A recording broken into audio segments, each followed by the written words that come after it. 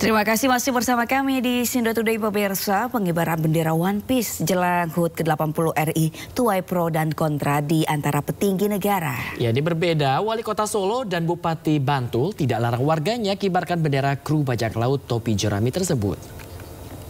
Ditertibkan gitu nggak perlu ya? Ora. Yang penting Indonesia. Jelang HUT ke-80 RI, Wali Kota Solo Respati Ardi tidak melarang pengibaran bendera One Piece di Kota Solo, Jawa Tengah. Meski demikian, Respati tetap menekankan pengibaran bendera merah putih yang diutamakan. Bahkan menurut dia, gambar One Piece atau karakter lokal lain seperti tokoh pewayangan sama kerennya. Apa Mbak ya? Yang penting Indonesia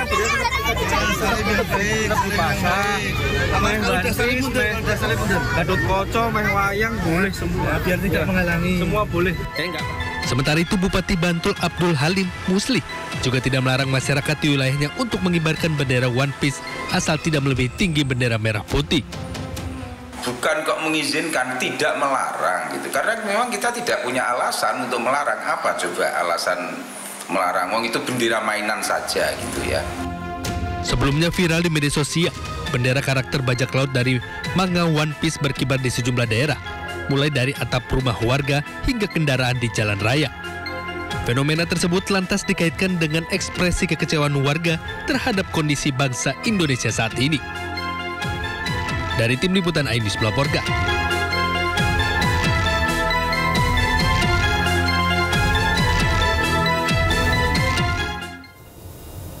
Menteri Pendidikan Dasar dan Menengah Abdul Mukti nilai permainan Roblox berbahaya bagi anak-anak.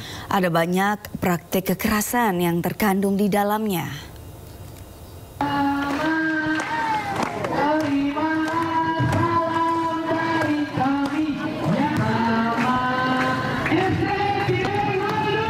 Hal ini disampaikan Mendikdasmen Abdul Mukti saat meninjau cek kesehatan gratis di SDN 2 Cideng, Jakarta Pusat. Menurut Abdul Mukti, anak-anak belum memiliki tingkat intelektualitas yang mampu membedakan mana yang nyata dan rekayasa. Anak-anak usia dini memiliki daya pikir yang masih berkembang sehingga cenderung meniru apapun yang mereka lihat, termasuk aksi-aksi kekerasan di game. Akibatnya, hal itu berbahaya bagi mereka di kehidupan nyata. Mendikdasmen meminta agar orang tua tetap melakukan pengawasan terhadap akses digital anak.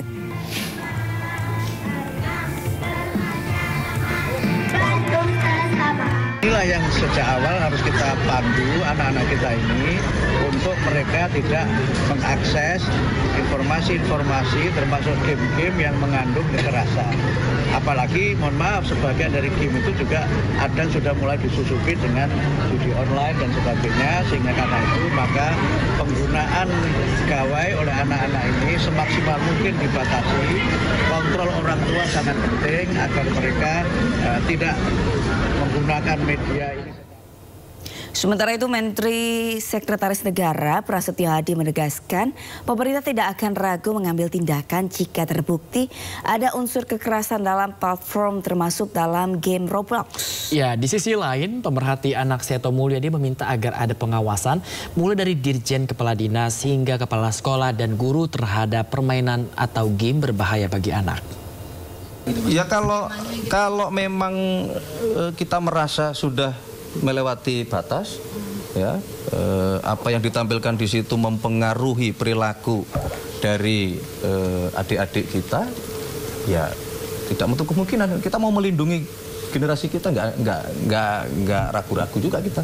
Kalau memang itu mengandung unsur-unsur kekerasan, ya kita tutup. Ya, pada dasarnya saya sangat mengapresiasi apa yang menjadi keputusan dari Bapak Menteri Pendidikan Dasar dan Menengah, yaitu dengan adanya pelarangan pada game Roblox tadi, karena memang selain tetap ada unsur positif, ya, misalnya memotivasi atau merangsang kreativitas, tapi juga tidak luput adanya bahaya bagi anak, adanya unsur negatifnya, seperti misalnya unsur-unsur pornografi, kemudian dengan adanya kemampuan untuk chatting, itu juga membuka peluang terhadap langkah-langkah yang kurang aman bagi anak, yaitu misalnya kemungkinan adanya masuknya predator seksual yang bisa dengan bujuk rayunya bisa menjebak anak, akhirnya anak menjadi korban. Jadi dalam hal ini memang harus ada keputusan yang tegas, tetapi yang paling penting juga mohon ada kontrol dari otoritas pendidikan berikutnya yang ada di bawahnya. Jadi setelah adanya keputusan menteri, bukan begitu saja dilarang selesai, tapi juga pemantauan dari dirjen, kemudian juga dari para kepala dinas baik tingkat provinsi maupun tingkat kabupaten kota, kemudian juga kepala sekolah dan para guru. Dan dalam hal ini juga mohon dilibatkan komite sekolah. Jadi intinya adalah kita tidak hanya sekedar fokus pada gamenya saja.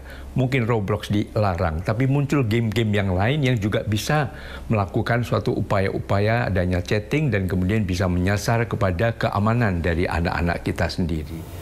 Ya, Sabrina, kamu kalau ke kafe enaknya denger musik atau enggak? Enaknya sambil denger musik. Kalau nggak sambil denger musik kayak krik krik krik krik gitu. Hampa gitu ya. Tiba-tiba kopinya rasanya kok nggak ada rasa gitu. Nah, tapi sekarang kan emang lagi mencuat juga ya isu bahwa kafe-kafe ataupun tempat hiburan lainnya ini harus membayar royalti. Nah, para pelaku usaha ini harus bayar royalti jika mereka memutar musik lokal dan luar negeri di ruang komersial. Yang menanggapi polemik tersebut, Wakil Ketua DPR RI Sufmi Dasko meminta pemerintah untuk tidak buat aturan yang menyulitkan musisi.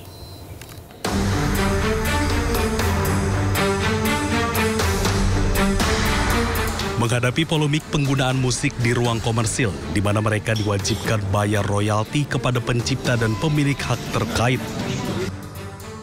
Mengenai hal tersebut, gitaris grup band Padi Reborn, Piu buka suara. Piu menegaskan agar pihak kafe tidak perlu takut memutar musik lantaran pembahasan itu sudah diatur dalam Undang-Undang Nomor 28 Tahun 2014 tentang hak cipta.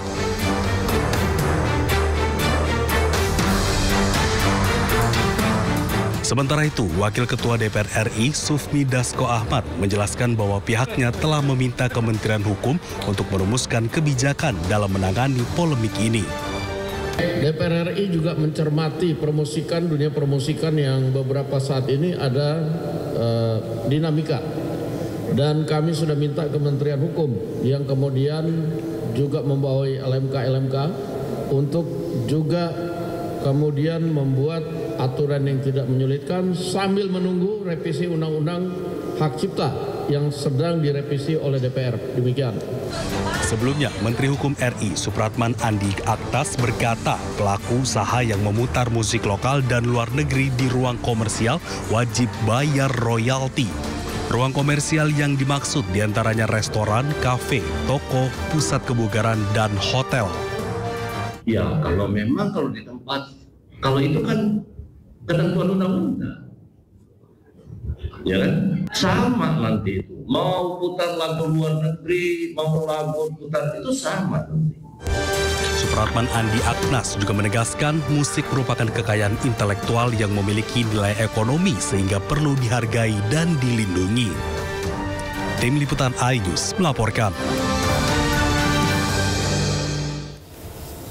Ya, kalau saya memang pernah mencari tahu ya terkait adanya royalti ini, memang sebetulnya ya memang yang fair itu adalah memang ada royalti begitu. Jadi memang dari pengusaha ini akan melemparkan ke salah satu institusi yang memang bertugas untuk royalti ini dan kemudian harus disampaikan kepada senimannya. Betul, tapi kan aturan ini belum ada ya sebelumnya, belum jelas. Jadi harus dikaji ulang ya, bagaimana mengatur tapi pemberian royalti ini. Betul, belum jelas yang jelas gitu. Nah, mungkin kalau memang mau dibenahi, coba dipastikan dulu apakah memang amanah atau tidak gitu loh kan. Pastikan amanah dan sampai ke memang pihak yang berwenang gitu. Dan Sabrina yang mencuat beberapa kali ini juga katanya pun memutar suara alam atau kicauan burung juga harus bayar royalti. Iya, padahal yang punya suara kicauan burung itu sendiri ngambil dari alam. Jadi berikan royalti ke burungnya. Nah, iya, kayaknya udah bener-bener setel murotal aja ya. Kayaknya gratis gitu ya. Iya, betul. Ya, dan sementara itu pemirsa, Menteri Sekretaris Negara Prasetyo Hadi mengungkap pihak Istana Kepresidenan tengah mencari solusi terkait polemik pelaku usaha yang harus bayar royalti jika putar musik di ruang komersial. Ya kita sedang mencari jalan keluar ya. sebaik-baiknya lah, karena kan juga itu di satu sisi memang ada hak yang diperjuangkan oleh saudara-saudara kita pencipta lagu, tetapi juga ada sebagian juga yang merasa bahwa kalau itu domain publik, kemudian juga kalaupun dalam tanda kutip dianggap dikomersialisasikan itu, tetapi bentuknya seperti hanya diputar di kafe atau di rumah makan, ada juga yang berpendapat bahwa kalau seperti itu bentuknya ya enggak masalah kan gitu. Sebagian kan berpendapat kalau dikomersialisasikan dalam bentuk misalnya itu di platform-platform atau di show-show, event-event tertentu yang memang itu menghasilkan keuntungan, ada yang berpendapat bahwa itulah yang harus diatur pembagian haknya kepada yang menciptakan lagu. Nah, kita sedang cari jalan keluar terbaiknya lah. Berarti akan dipanggil langsungnya? Ya pas, bukan dipanggil lah, kita duduk bareng lah ngari. Ya. Artinya pemerintah turun tangan untuk hal itu ya? Pasti.